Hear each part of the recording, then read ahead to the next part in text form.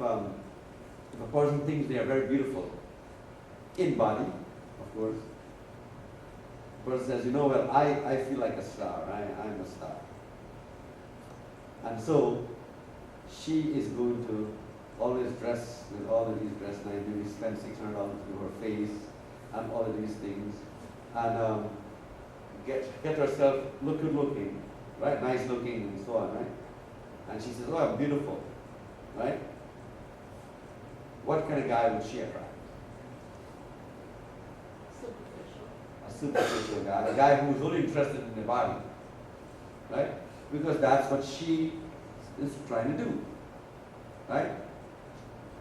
But, so God puts her with this guy, and the guy, of course, when he finished with her after a week or two, he doesn't call back. So she says, oh, well, how come you didn't call back? Right? Because that chapter of the illusion is finished. The illusion that he had is already digested, so to speak. And so the reality takes place. She is not the one for me because I need somebody who can cook for me. But she doesn't know how to cook, of course, she knows how to do the faces and so on. And so on. And so there's no reality in staying with that person. So from today on, if you meet a lover in your life, understand why you met that person. Now, if a number 9 meets a number 5, for example, right?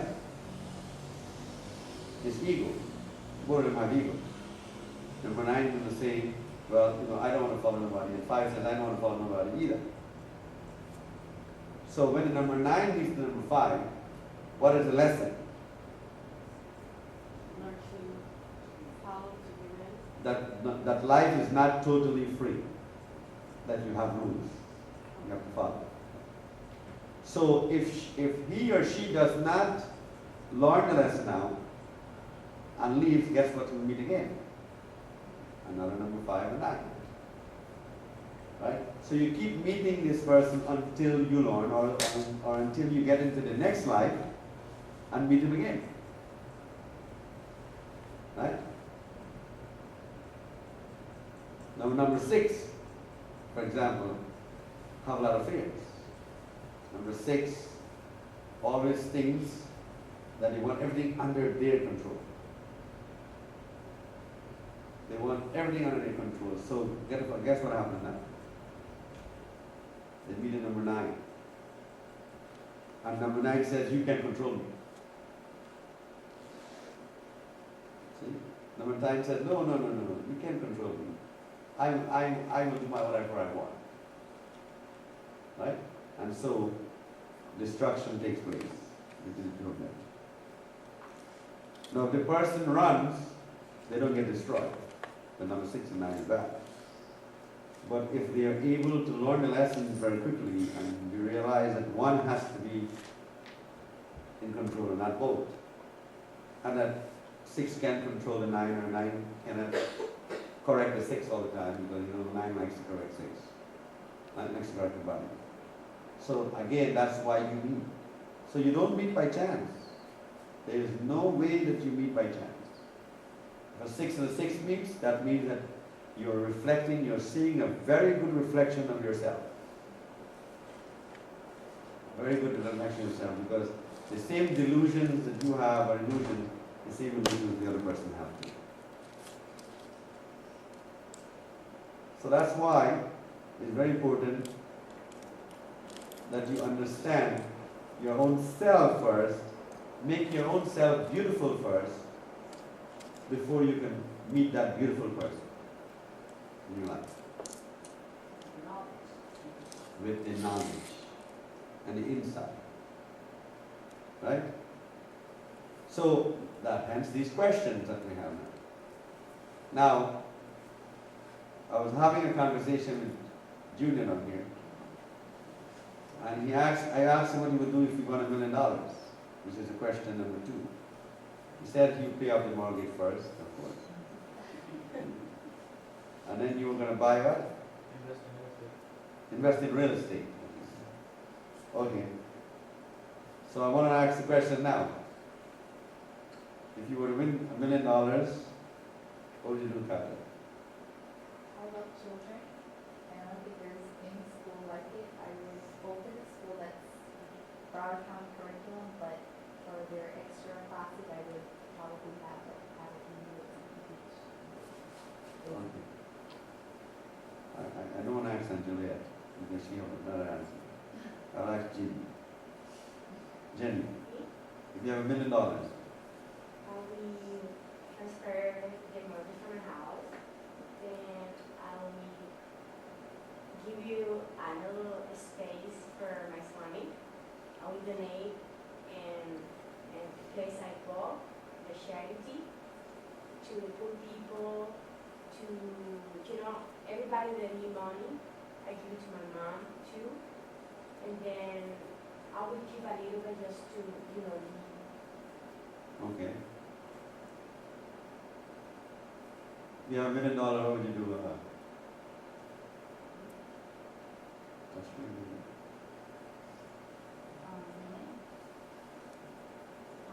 Going to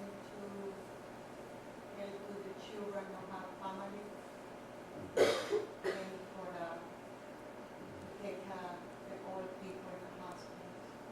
Oh, very good, okay. Yeah. I don't know where I would. You don't know what you do? Okay. Okay. Okay. Radhika? Okay. Maria? If you had $1 million, what would you do? I'll buy myself a home, and buy my parents a home next to me, so I can have them next to me and take care of them, and do like a rescue shelter for animals. And I will donate to charity, help out my family, and then just, take care of ourselves and donate the rest to charity and give to Swami. I'm glad I got in there somewhere. Okay. Lucky Devika, I would like to hear your answer. If I win $1 million, okay, I will pay off my mortgage.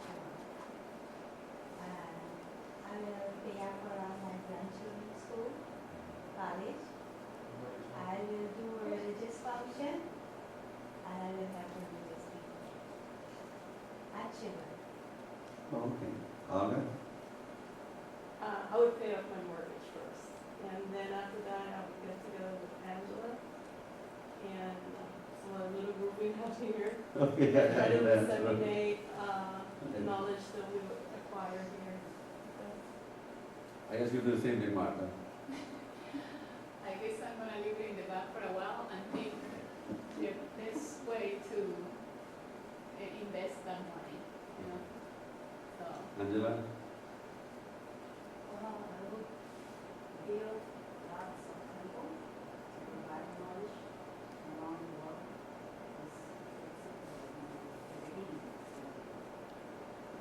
Okay.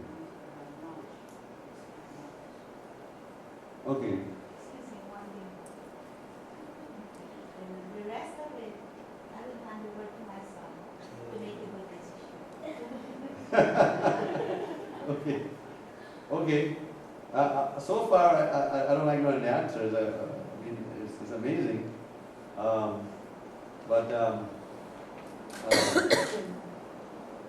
Junior's answer was pay the mortgage first, then invest in real estate. I think that most of the answers that I got were good.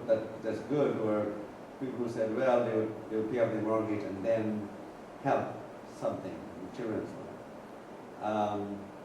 In Junior's case, I think that he will not win because he didn't think about helping. He just thought about himself and investing.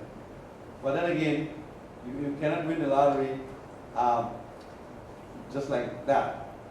I would have liked to hear, which Martha came close to that answer, was I would have liked to hear that you would put away the money and use the interest on the money, or use the money in such a way that it would continue to help to do something every month. You will do something with it, but nobody thinks about that. See, everybody thinks about spending it, so it gets spent very quickly, right? Now, you are a typical lottery winner, I'll tell you that, because 98% of the lottery winners have done that. They have spent the money out so quickly that they're totally broke right now. Right? So now, your answer tells me how you will treat your blessings. Now, in this case, one person said, I'll take the money and I'll give it to my mother, I'll give it to my brother, maybe to buy a house, things like that. But what if the brother is a person who smokes and drinks? What if the mother is the one who eats red meat? See? Now, this is why the 98% of lottery winners never survive. And you read the history, you will see, most of them are broke. The old people who won the money didn't really need the money. That's the 1%. And so they give away the money to charity and so on. They didn't really need it, too old. Those are some of the winners. And then the other 1% are the people who are so wise that they put away the money, and they go to circulation, and then they use it wisely. That's only 1%. Right? So now, judging by that, if you win the lottery, you probably lose it very quickly. But I say that I will save the money, the rest. Oh, okay. I say I will save the money, I will give But what would you use the interest to help? Yeah. Okay, but remember that reflects how you use your blessings also. Right?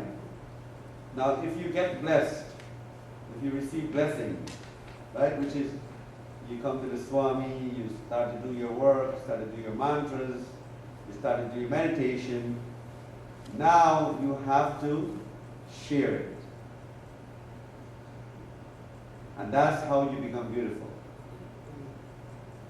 You become beautiful when you share something that is going to help everyone. Right?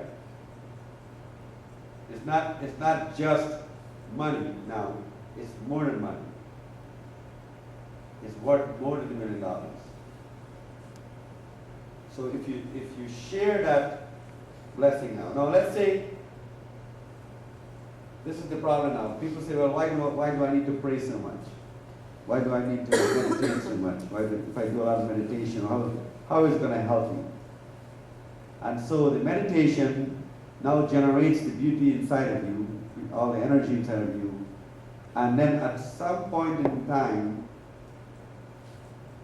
the person who comes to you who needs help in that same category. And then you help them. And that's how you get your lottery. That's how you get your meditation. Right? So now, what I would do, Kajal, is put the money in the account, you get $10,000 a month, and then you help the children. Don't spend $1 million. And it will last forever. It's the same wisdom that we apply to our blessings. When you get your blessings, for example, if you have a lot of food, don't hoard it. If you are doing well in life, and think of what people are doing, like Bill Gates, Angelina Jolie, and so on, they share a lot of their wealth, right? And they get more, right? So again, that's a very important question, that number 2 question, if you really consider it. It's all about how rich is rich. And you can be very rich even without having $1 million.